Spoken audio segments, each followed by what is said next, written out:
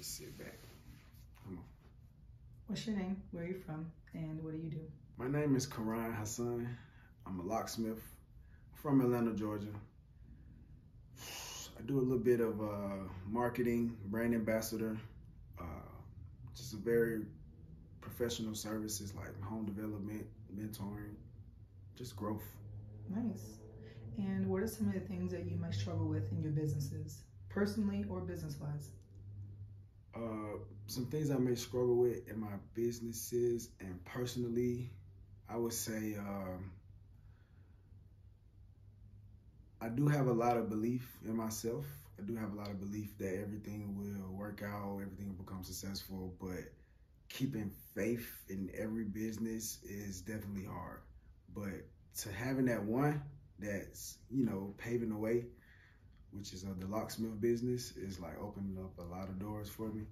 So that's one that I've struggled with to just stay consistent, but now I'm in a place where I feel like I'm all in, like it's the one. What's the name of your business? Oh, 247 Unlocks. How'd you get that name? 247 Unlocks, well, that name came from because of the services that I provide. 24/7 means that, we are late night, early morning. And what have you learned?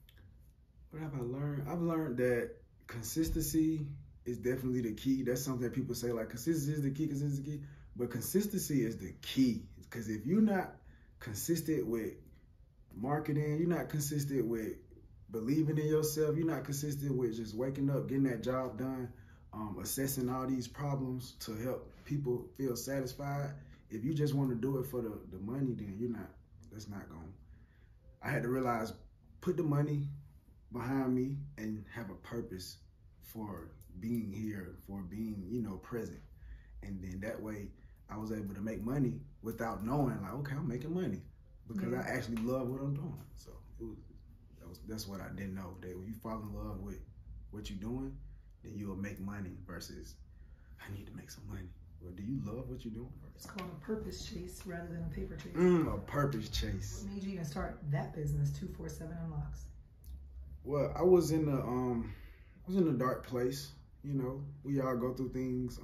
Cause I was a professional football player. I call myself, could have went pro, but I wasn't injured or anything. I just wanted to make sure my finances was good, as far as like, in case I was to get injured trying to chase my dream. So I always wanted a business. I never knew it was gonna be locksmith, but I wanted to do something that I could really like fall in love with and service to people. So, I had to make a decision. I was getting older. I was like under pressure. I don't have any kids, anything right now, but I was under pressure for myself and for like self-purpose accomplishments. I didn't feel like I was giving my all to my life. And I felt like I wasn't like just, like, I don't know, let me see, what's the word? I felt like I wasn't me. I felt like I was just living a soulless life with no purpose, no driven, just waking up, going through every day. And when I realized that, I had to react to that versus being like, okay, I'm just going through the motion. So I had to create something special. But it's no real, like, if you want a detail on why I created like my dad sell cars, so he always had the keys to the cars. And I was the oldest, so I used to always have to get the keys at the end of the day, make sure, everybody was in place. The keys was in position, everything was in place. So I would go out, the next day. I would wake up that morning and try to find the keys to the car, and they would be gone. So now I have to figure out how to replace these keys. So my dad, he's really big on lessons. Like he not somebody like, I'm finna whoop you. He lessons. I'm gonna teach you a lesson, real one. So he would say, or you lost the keys, you're gonna do locksmith to solve that problem. And at the time, I didn't know that, like, how do you get keys made? So I searching online, called the locksmith, and you know, this guy come out. That's when I had to get into the negotiation and figuring things out. And this guy charged me about $240, and at the time, you know, probably had like $1,000 to my name. So he just took $240 from me. So I'm like, dang, okay. I don't want to lose a key again. That's crazy. But the keys would end up missing again in this same month. So I'm thinking like, you know, it's not me. I'm not just losing the keys. I'm not just irresponsible. That's why he's telling me to hold the keys. Mm-hmm. So come to find out, my brothers and sisters are hiding the keys and hiding them. Because I don't know, people just, little brothers and sisters like to see their big brother get in trouble. So, you know what I'm saying?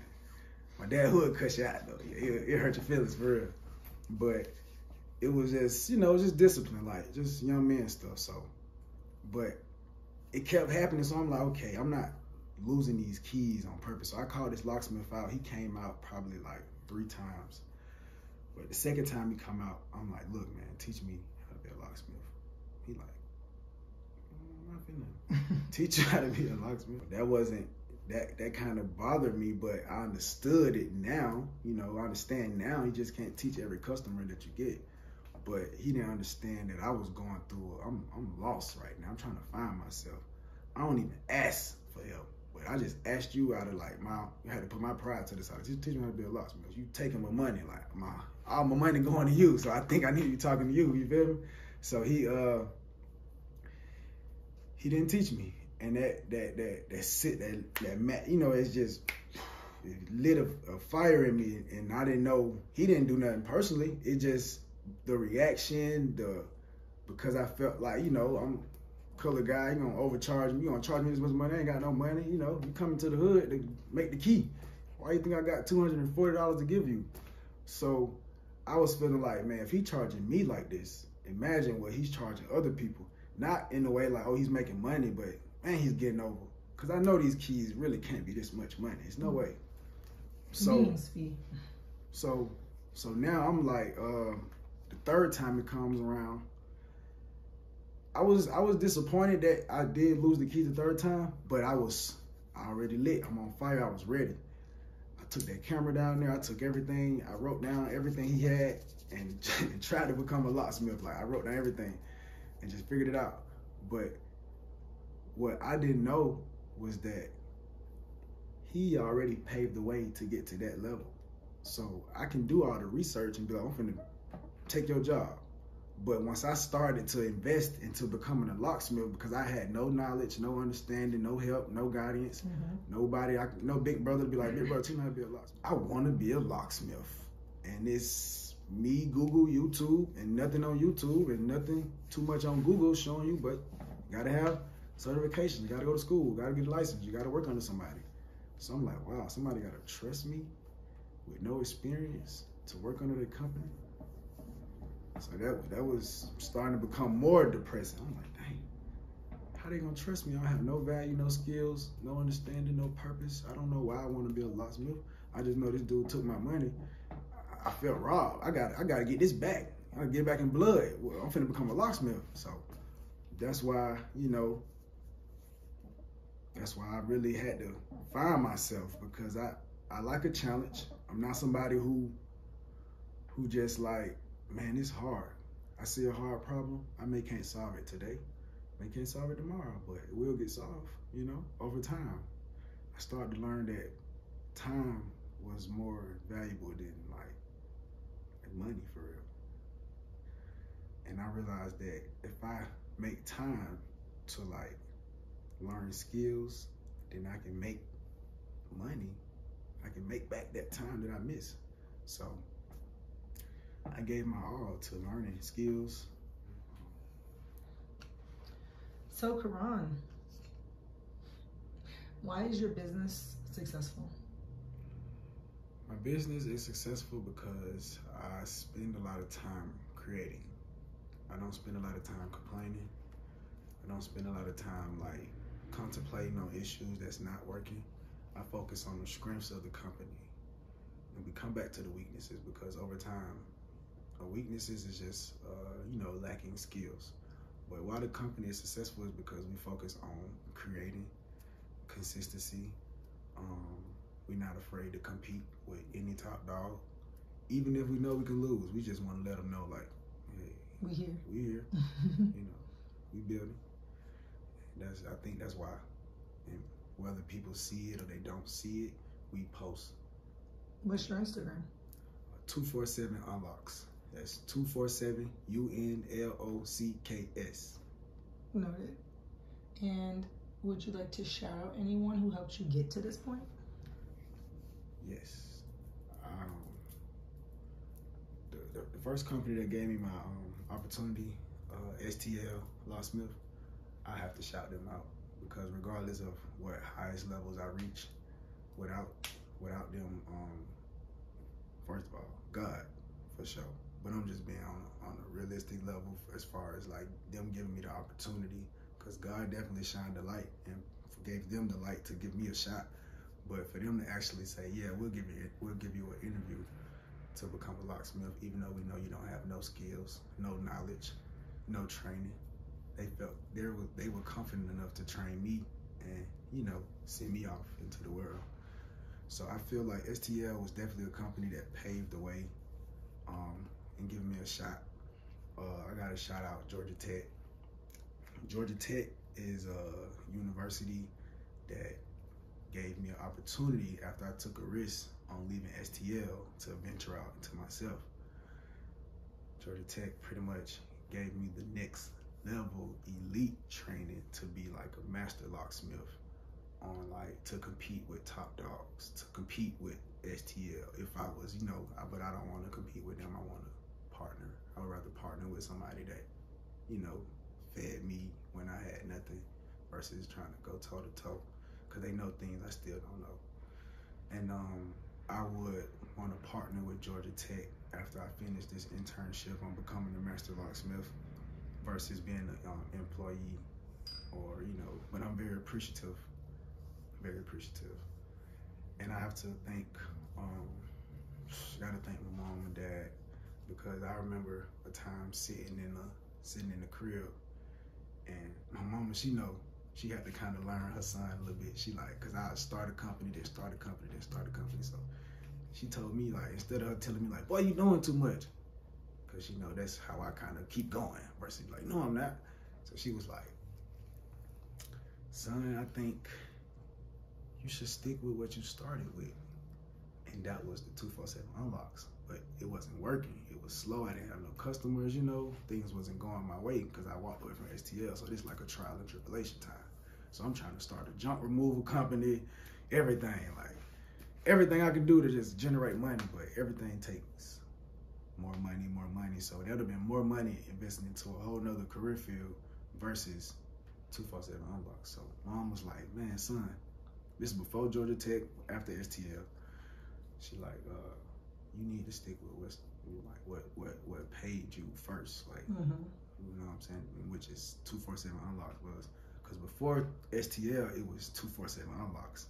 You say STL gave 247 Unlocks a chance, and 247 Unlocks advanced, grew, and said, okay, I see what's going on here.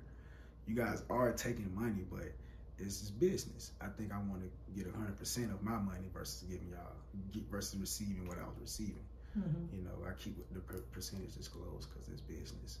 Everybody not special like me. They couldn't get what I was getting, and I had to respect that starting out.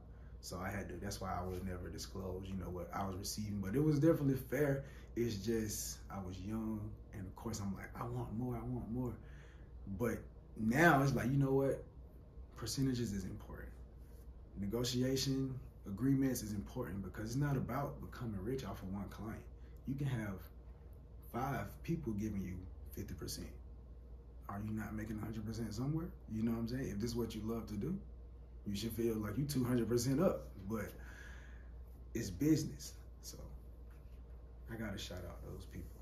Okay. What faith do you believe in, and why? I practice Islam. Why? My name is Quran Hassan. For one, I was born with that name. I didn't understand why. I didn't know what purpose I was supposed to live up to. I didn't know what challenge my parents put on me. But I understood as I got older that I had to try to live a righteous life. You know, nobody's perfect. I'm not finna sit here and say I'm just perfect, but my name was put together so perfect that I'd be a fool to live like a fool and live in a fool's type of, I don't know. So I just feel like following my name and my purpose and just, you know, I'm just challenging myself.